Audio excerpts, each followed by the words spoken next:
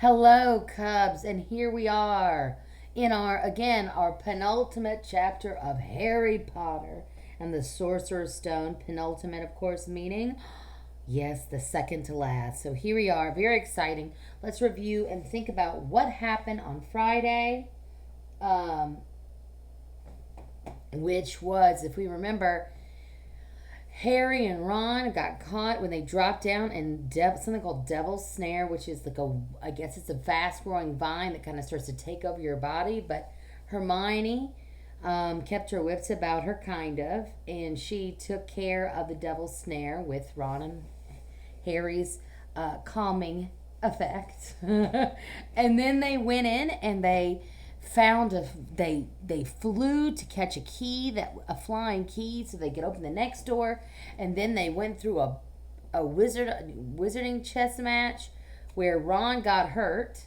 So Hermione and Harry are now embarking on the next part of the adventure. My question to you was, what do you think is going to happen next? My question was also, whose room do you think they're going to go into next? So several people said the thing he's going to go in Snape's.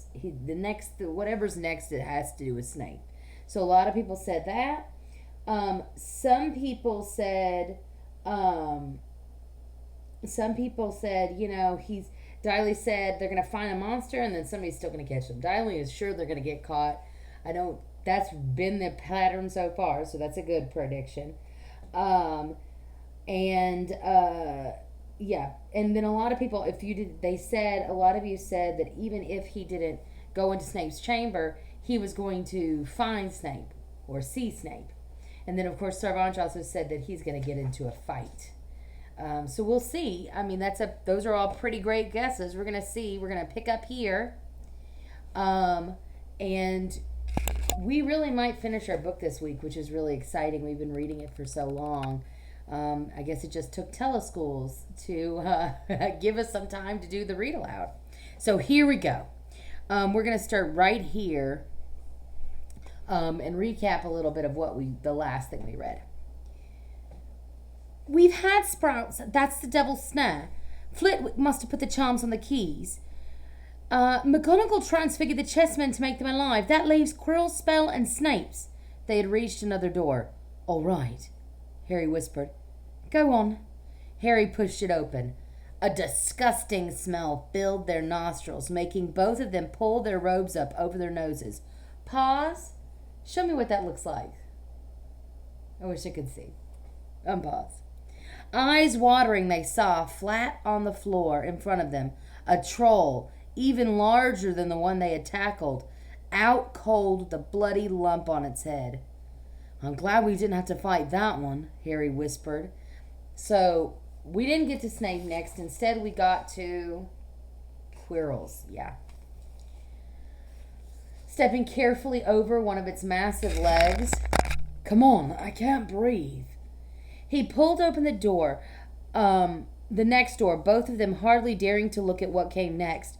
But there was nothing frightening in there, just a table with 7 differently shaped bottles standing on it in a line. Snape's, said Harry. What do we have to do? They stepped over the threshold, and immediately a fire sprang up behind them in the doorway.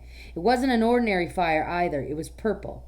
In the same instant, black flames shot in the doorway leading onwards. They were trapped. Look! Hermione seized a roll of paper laying next to the bottles. Harry looked over her shoulder to read it. Danger lies before you, while safety lies behind. 2 of us will help you, whichever you will find. Among us 7 will let you move ahead. Another will transport the drinker back instead. 2 among our number hold only nettle wine. 3 of us are killers, waiting hidden in the line. Choose unless you wish to stay here forevermore. To help you in your choice, we give you these clues 4. So pause and think about what that means. So it's saying one of the 7 will let them go through the black flames. One of them will let them go back through the purple flames. 2 just are wine. And 3 of them are poison, right? So they have to be very careful so that they don't die. right? So, but there is clues. So let's read this to find out the clues. And while I read, I want you to think I want you to try to figure out which is the right one, all right? First, however slyly the poison tries to hide, you will always find some nettle wine's left side. Secondly, you will always find some on nettle wine's left side. Second, different are those who stand at either end, but if you would move onwards, neither is your friend. Third, as you see clearly, are all different size.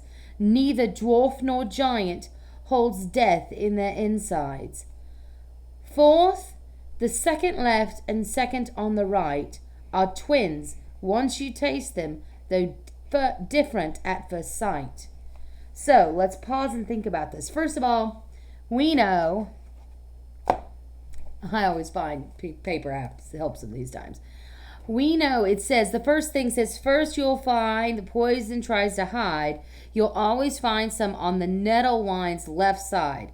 So wherever the nettle wine is, poison is on the left, right? Of the nettle wine. So that's important. Second, different are those who stand at either end. So here's one end, here's the other end, because there's 7, right? 1, 2, 3, 4, 5, 6, 7. All right, so there we go. And it says, different are those who stand at either end, but if you move onwards, neither is your friend. So we know that neither of these will help you go forward, but one of them could help you go backwards. So we know those ones aren't right, but we don't know anything else. And then it says, third, as you see clearly, all are a different size. Neither small nor giant holds death in their insides. So not the biggest or smallest is poison, right? And finally it says, the second left and second right are twins. So these are the same, though different at first sight. So these are the same. Whatever they are, they're the same. All right. So we know that those are not going to help them. So it's in these middle 3 that's got to be the way to get forward, right? All right. So let's keep reading and see if we can figure out any more. All right. Hermione let out a great sigh, and Harry, amazed, saw that she was smiling, the very last thing he felt like doing. Brilliant, said Hermione. It isn't magic, it's logic, a puzzle. A lot of great wizards haven't got an ounce of logic. They'd be stuck in here forever. But so will we, won't we? Of course not, said Hermione. Everything we need is here on this paper. 7 bottles, 3 are poison, 2 are wine. 1 will get us safely through the black fire, and 1 will take us back through the purple. But how do we know which to drink? Give me a minute. Hermione read the paper several times. Then she walked up and down the line of bottles, muttering to herself, pointing at them. At last she clasped her hand. Got it. The smallest bottle will get us through the fire, towards the stone. Harry looked at the tiny bottle. There's only enough for one of us. That's hardly 1 swallow.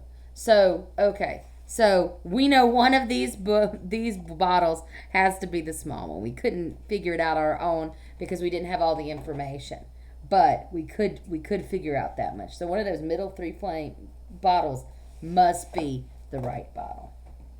All right, so let's keep going. They looked at each other. Which one will get you back through the purple flames? Hermione pointed at the rounded bottle at the end of the right line. You drink that, said Harry. No, listen. Get back to Ron, grab brooms from the flying key room. They'll get you out of that trapdoor and past Fluffy. Go straight to the owlery and send Hedwig to Dumbledore. We need him. I might be able to hold Snape off for a while, but I'm no match for him, really. But Harry, what if you know who's with him? Well, I was lucky once, wasn't I? Said Harry, pointing at his scar. I might get lucky again. Hermione's lip trembled, and she suddenly dashed at Harry and threw her arms around him. Hermione! Harry, you're a great wizard, you know. I'm not as good as you, said Harry, very embarrassed, as she let go of him. Me, said Hermione. Books and cleverness. There are more important things. Friendship and bravery. And Harry, oh, Harry, be careful. You drink first, said Harry. You are sure which is which, aren't you? Positive, said Hermione. She took a long drink from the round bottle at the end and shuddered. It's not poison, said Harry anxiously. No, but it's like ice. Quick, go before it wears off. Good luck, take care, go! Hermione turned and walked straight through the purple fire. Oh, and I guess that's kind of the background. I think that's the end of almost end of this chapter. Harry took a deep breath and picked up the smallest bottle. He turned to face the black flames. Here I come, he said, and he drained the little bottle in one gulp. It was indeed as though ice was flooding through his body. He put the bottle down and walked forward. He braced himself, saw the black flames licking his body, but couldn't feel them. For a moment he could see nothing but dark fire, and then he was on the other side, in the last chamber. There was already someone in there, but it wasn't Snape, and it wasn't even Voldemort. Ooh! Now, I could stop here. Oh, wouldn't that be rough to stop here and not read the very beginning of the next chapter? I could stop here, but I am going to read the very first sentence, one sentence of the next chapter, the part you can't even see, from chapter 17, The Man with Two Faces. So you can think about what that means. I'm going to read the first sentence so you know who it is. It was Quirrell. It was Quirrell. So, now that we know that, some of us who have read this are probably like, what?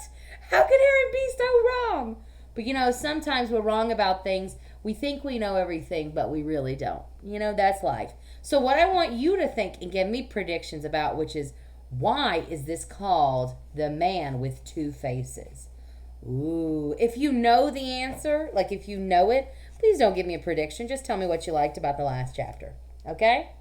And there we go. We are going to start our last chapter tomorrow, and I know that we'll be done with this by the end of the week. All right, Kevs. Thanks for listening.